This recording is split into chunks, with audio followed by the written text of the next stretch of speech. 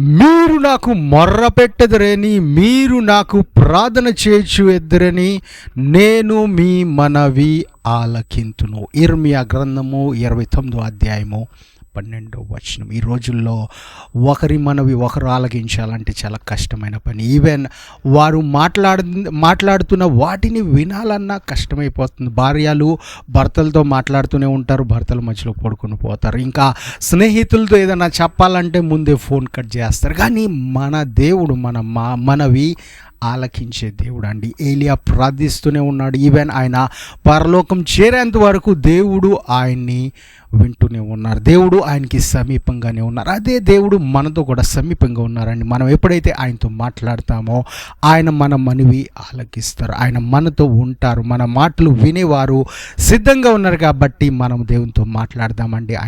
ఆయన సన్నిధిలో ప్రార్థిస్తాం. దేవుడు మిమ్మల్ని దీవించును గాక. ఆమేన్.